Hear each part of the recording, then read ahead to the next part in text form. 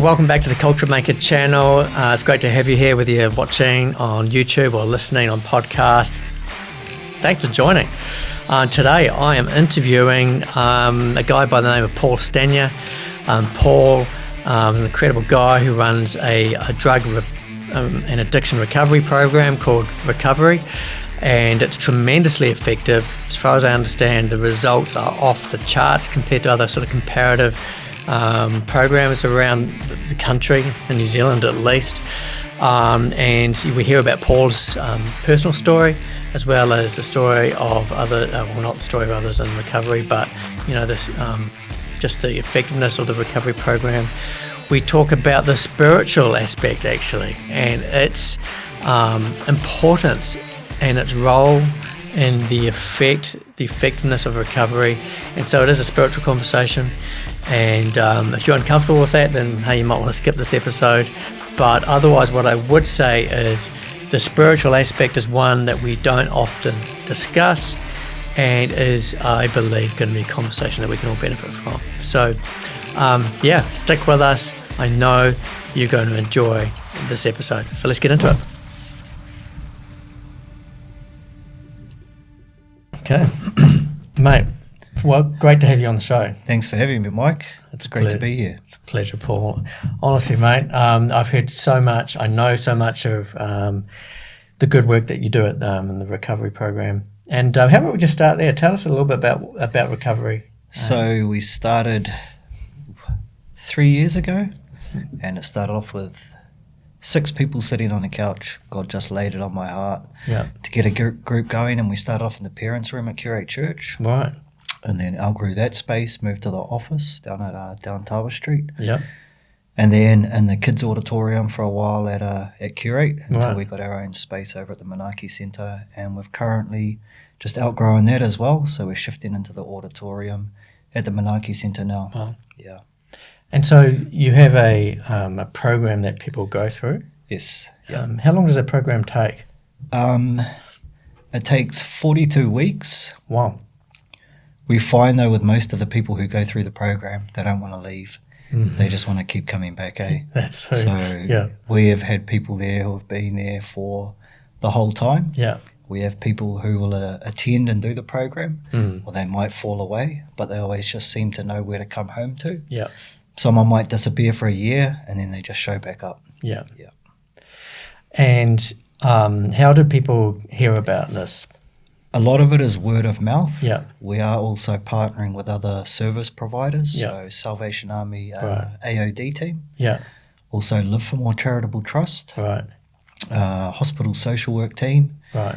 And we've just been asked to start collaborating with Tauranga Family Harm as well. Wow.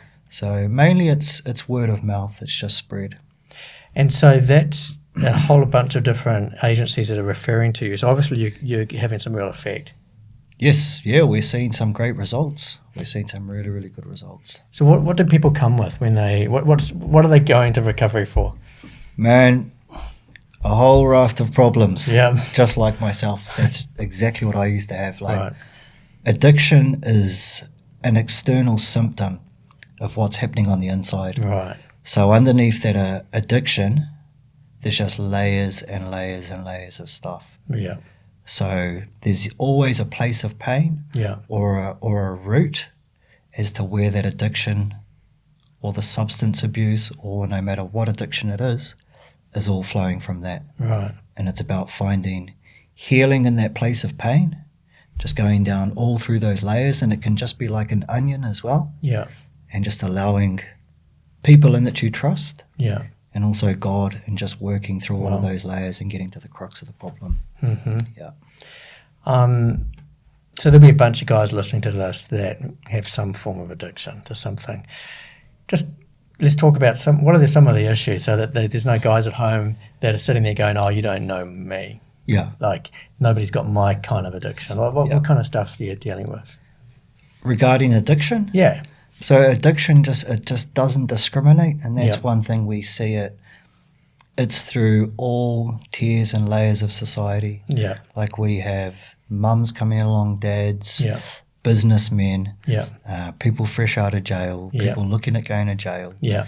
It does not discriminate. So it can look so different for each individual person. Depending on the substance or what they're addicted to, it can just look more unmanageable in people's lives and have more of a devastating effect. Right. So some people can hide it really, really well.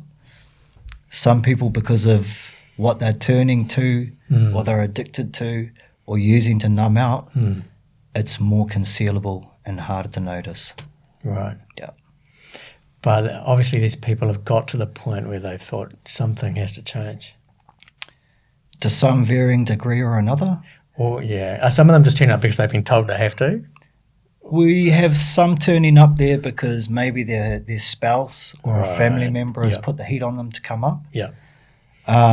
Some people are there because they've absolutely hit rock bottom. Some people might have a small seed inside of them planted, like, I need to change, but that can just be a process within itself. Like we've seen people come along and it's taken them a year to get clean. Wow. Just a year to get clean. Yeah.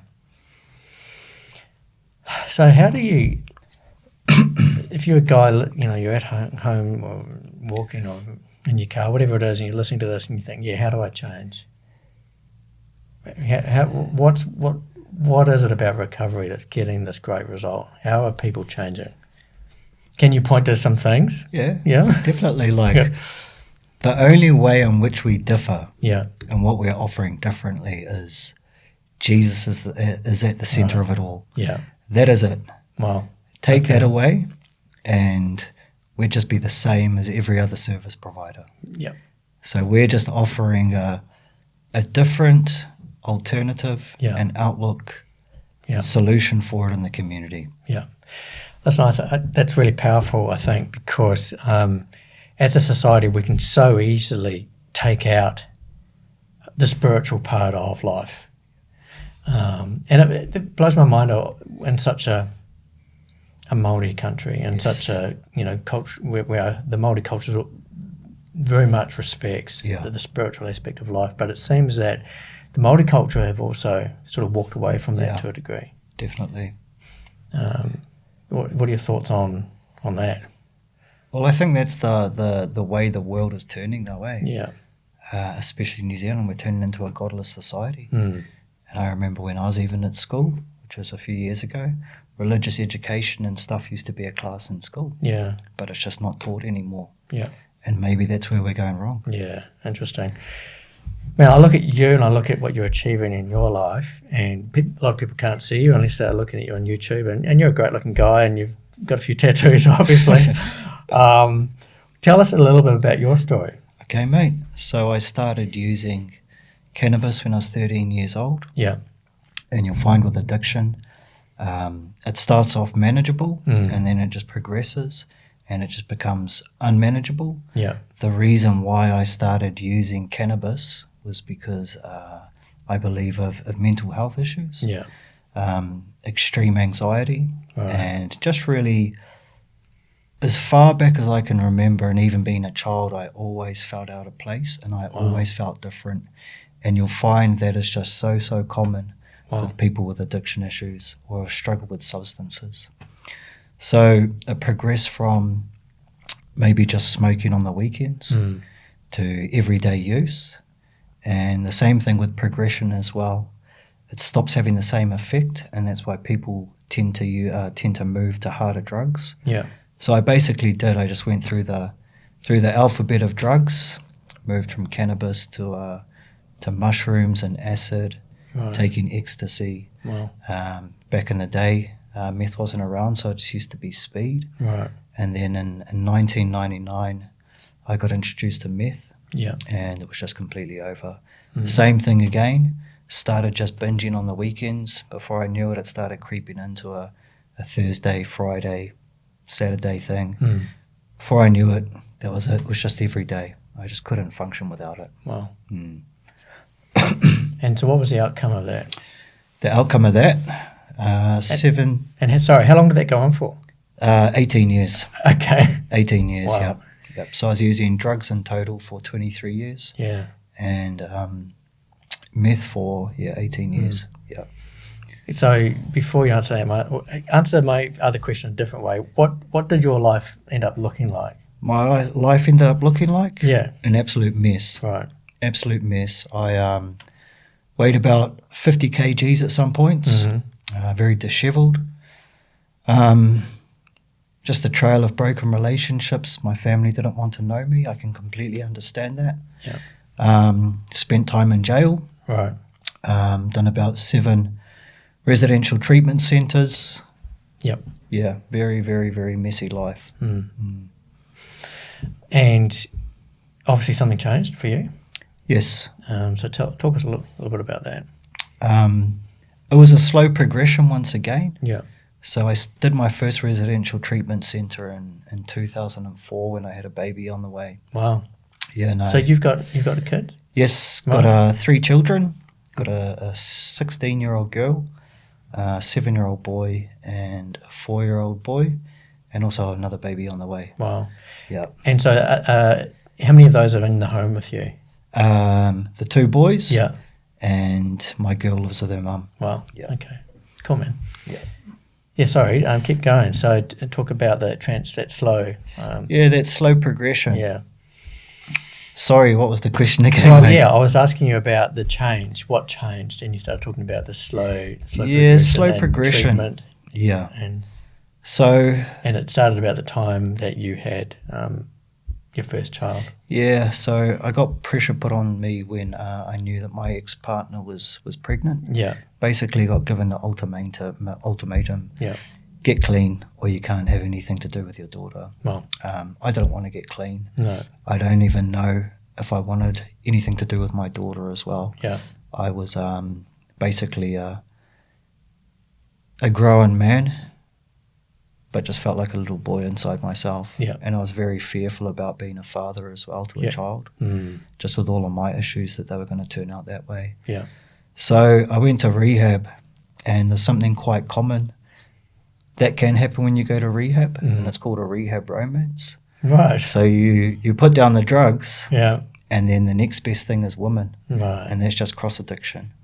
So I ended up meeting a woman who had just moved back from King's Cross in Sydney. Okay. She came to get off heroin, Yeah. and we got into a rehab romance. Yeah.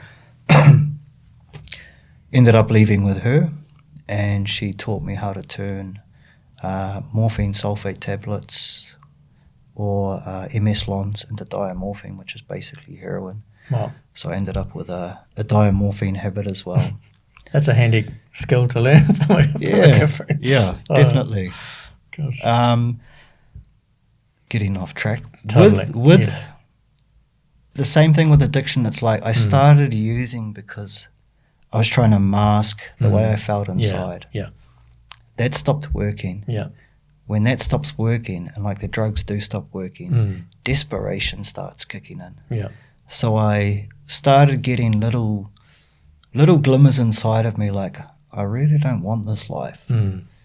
But there was so much fear just around changing or stepping out and making those changes in my life. So it started back then when I first got introduced to Narcotics Anonymous. Yeah. Wow. Through this treatment program, and there was talk of a higher power and so forth. Yeah. And there was always something there. I knew there was something greater than myself. Yeah. Yeah, always knew there was something greater than myself. And so at some point you've obviously met a creator. You've had a come to Jesus moment. Yeah, definitely. So tell us a little bit about that. So it's pretty crazy, eh? So fast forward a few years, I was in a really broken place. Yeah. And I was running out of options. Another relationship had just ended. Yeah. Depression, it started kicking in quite a lot. Yeah. And I wanted out. I couldn't handle it anymore. One morning I shot up some meth because I ended up with an intravenous habit. Right. Okay. And something just snapped in me, and I took a big overdose. I ate about 200 and something nortriptylines and about 60 codeines. Long story short, ended up on life support in a coma. Wow. One of my co-offenders who I used to use a lot of meth with and do quite a bit of crime with, he encountered Jesus 6 years before me, and he's one of the people that never ever gave up on me. Yeah.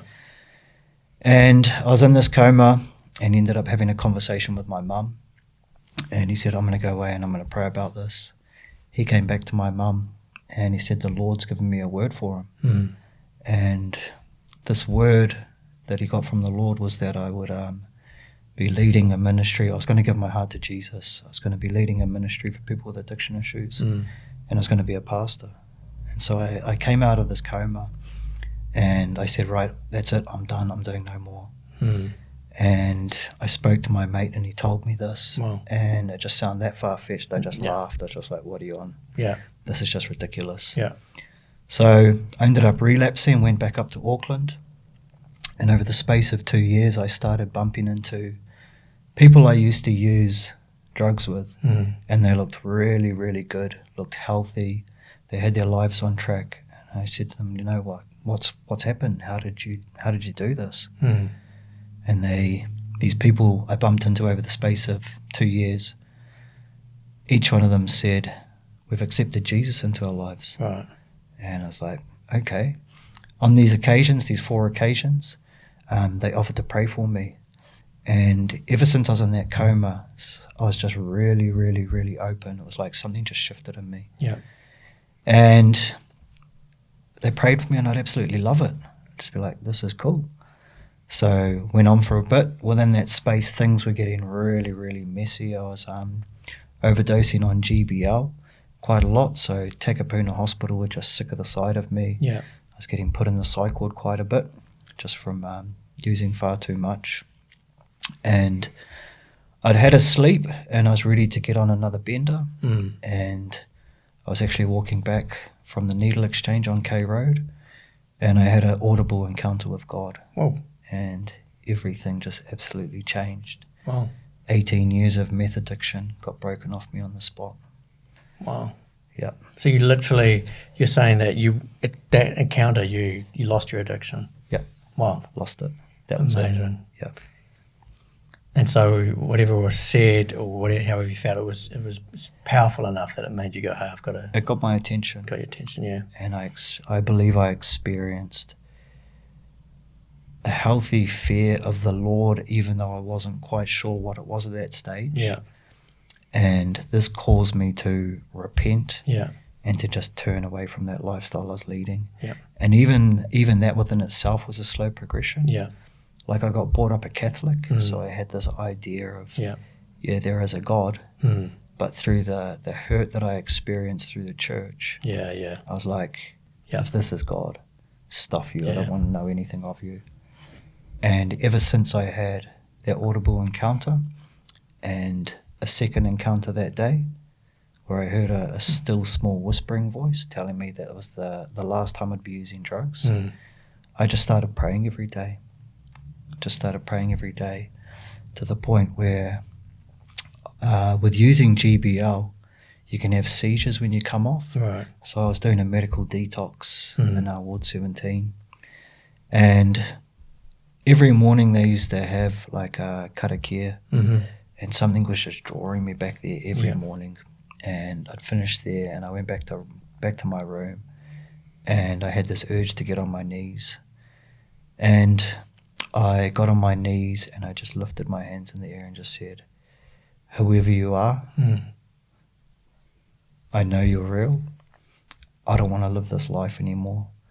Just give me the strength to just walk out of this. I literally went outside for a cigarette, and standing there was one of my really good mates who I hadn't seen for about 10 years, who I used to use a lot of drugs with.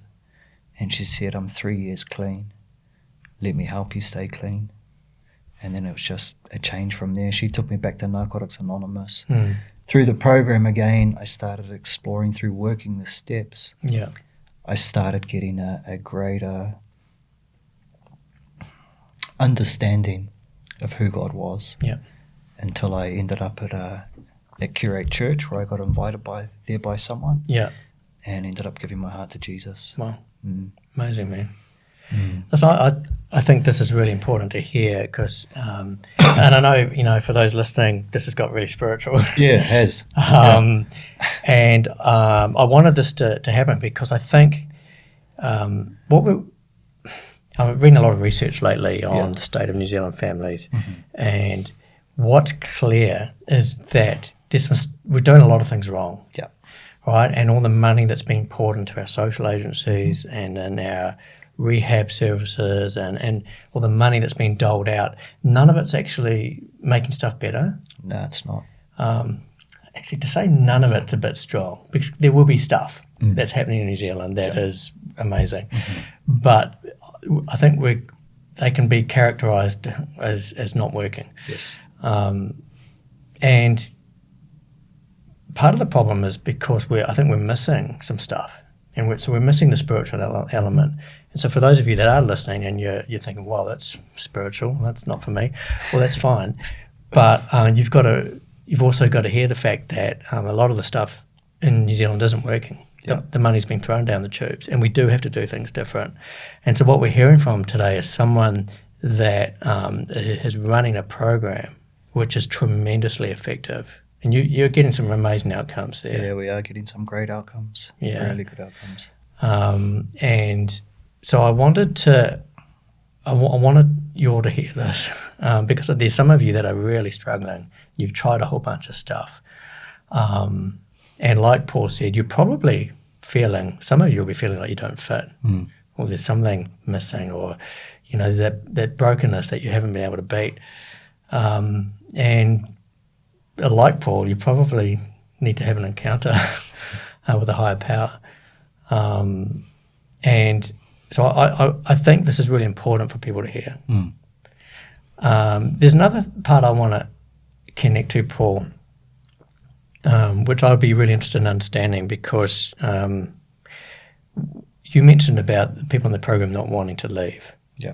And so many of the people who follow me will know that we run an organisation called Hapai Whānau, which is just up here in the building. And we have the same experience where mums come along and they do a program and they're just busting to come back for the next one. Yeah.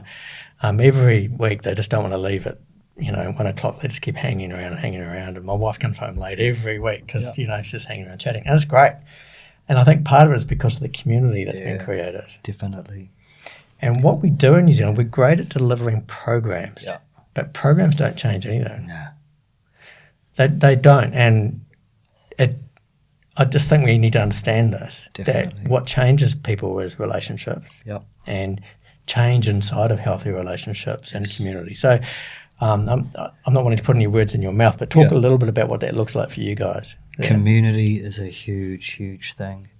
I know for myself, healthy community played a huge part in my healing journey. Right. Yeah, for years and years I tried to battle by myself and do it. Yeah. But no matter where we need healing or what we need healing from, we can only do it through others and with others. That is it. Yeah. Especially addiction, because it's a life of isolation. The opposite of that is community. And I know for myself I'd been craving for community, or there was just such a longing for community and a sense of belonging. That's just all I wanted. Yeah. And even through the drugs, that was an identity itself. Yeah. So there's a community there within itself. Yeah. Except that was just centered around using meth. Yeah. But if we can belong to a community that is centered around a spiritual aspect or around people who want to get better, then we'll just grow. Yeah. That's so important. I love the way you put that, because there'll be, again, some listening who don't want a spiritual community, they don't want church. But the point is and I think I made this comment in a podcast the other day that someone once said, show me your 5 closest friends and I'll show you your future. Exactly. And so we need to surround ourselves with people that are wanting to be better themselves. Yep. And if we're not, how can we expect to be better? Exactly. I personally find this really hard. Yep. I was raised, I was quite alone when part of that was the way we were raised in the middle of nowhere. And part of it was just my personality. Yep. I enjoy being alone, still do, even though I've got 6 kids. And I kind of desire being by myself. Yep.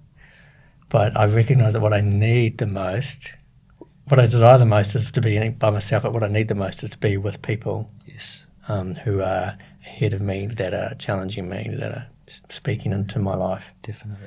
And I don't always do that well. But obviously I'm not unique in that, yeah? No. I'm exactly the same. Right. I love people. Yeah. But then I also love being by myself. Right. But there's a big difference between isolating and being in solitude, eh? And it's finding that balance. Yeah. Not all of us are extroverts. People like ourselves, I think we're quite introverted. Yeah. And that's all right. And it's just finding that balance, eh? Yeah. And knowing there is a great community there for when we do want to be plugging into that community. Yeah. But within saying that, with anyone who is fresh out of addiction, it's so crucial to be really plugged into community and to be surrounding yourself with like-minded people on the same journey. Yeah. Definitely. So that's the challenge, eh? So how do the guys listening to this that are struggling with stuff, and some of my audience will have, some of the guys listening will have some significant drug challenges, and others will just not have had any drugs. Yeah. But they might be, have a porn addiction or drink too much during the week.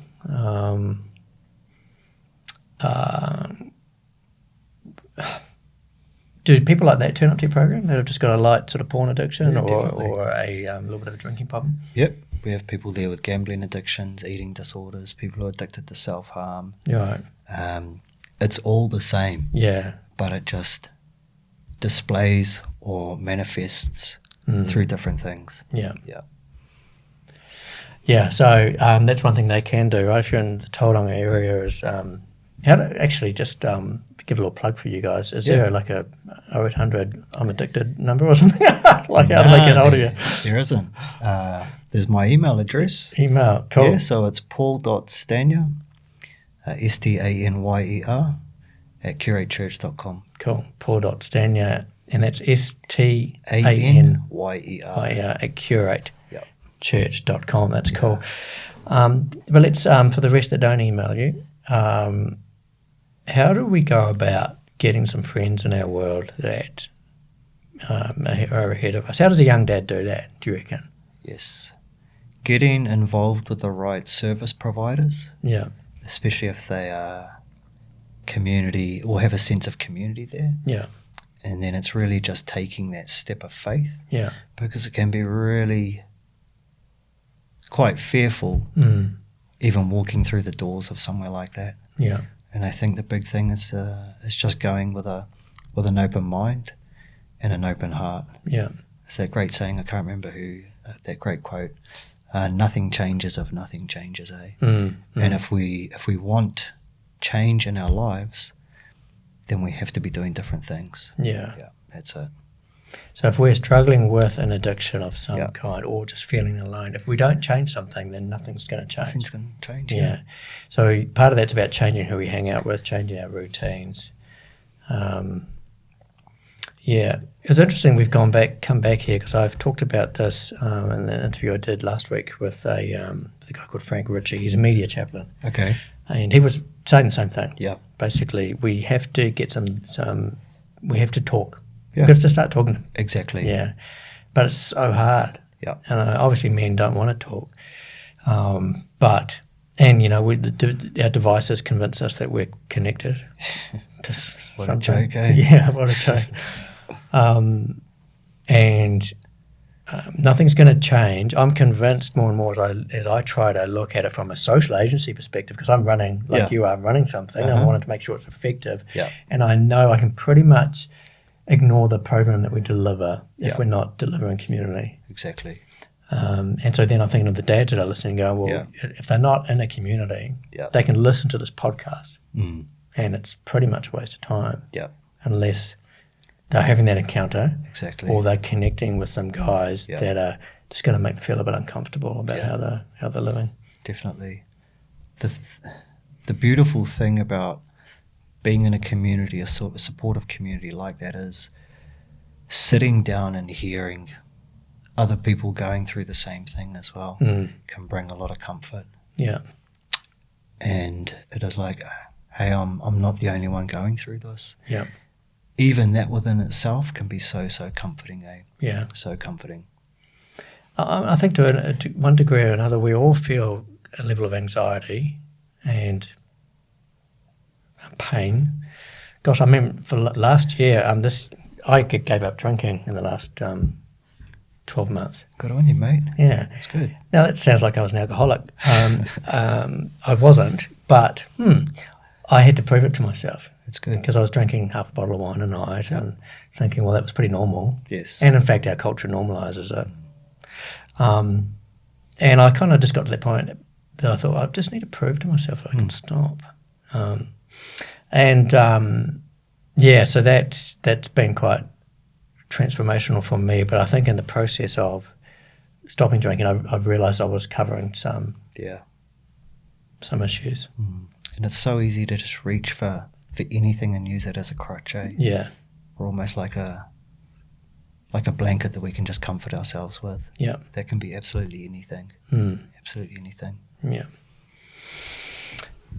That's awesome, Paul. Well,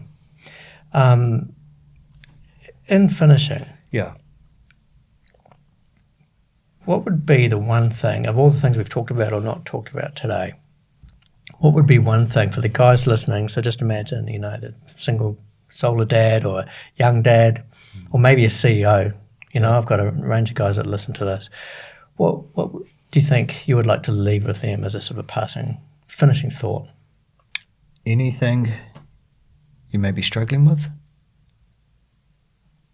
push through that fear and reach out for help, because there is so much freedom to be had on the other side of it. Just pushing through that fear, there's just so much. Whatever you're going through, you don't have to do it alone. There's people out there who will support you, love on you, and walk through the journey with you. That's great. So let's say someone's listening to this overseas or in South Island or whatever. Can they email you, or should they be reaching out to some other a local church, or what would you say to them? They can email me if they want. Reach out to a local church. Alcoholics Anonymous or Narcotics Anonymous is a worldwide program. Yeah. You can jump on Google and you can find a meetings list. Right. Absolutely anywhere in the world. Yeah. Yeah. Wow. A meetings list? Yes. Tell me about that. What does that mean? So just like a list of all the places they hold 12-step meetings at. Okay. So if they Googled Alcoholics Anonymous or Narcotics Anonymous, they would find a meetings list there. So that's something they can do today? Yes, so with their town. Yeah. Yep. Just put it in there and they can just find somewhere to go. Yeah. Otherwise, hey, test Paul. Flick him an email. Most definitely. Love to have a chat. Yeah. And feel free to email me if you want to chat. Not a chat, but you can join my email group. I'm happy to point you to Paul and try to point you in the right direction. Mate, I really appreciate your time. I really appreciate your honesty and hearing your journey. Loving seeing what you're doing at Recovery. It's just incredible seeing, because what I haven't communicated is we see a lot of these people turning up to our community, to Accurate Church, and I've seen guys about to step into jail that are like, hey, thank you, my life is transformed, or just come out of jail, and some of the stories are profound. Yeah. So clearly the work you're doing is amazing. And I know what you're saying there is, hey, you're just providing community, you're just pointing people to the higher power. And we're just showing people the love of Jesus. Yeah. That's it. And pointing them in his direction. Awesome. Yeah. Thanks for that, mate. Appreciate your time. You're welcome. Thank you for having me. Yeah, I want to have you back sometime. Yeah, right? Man. Definitely. Thank you, Mike. Pleasure. Appreciate it. Cheers.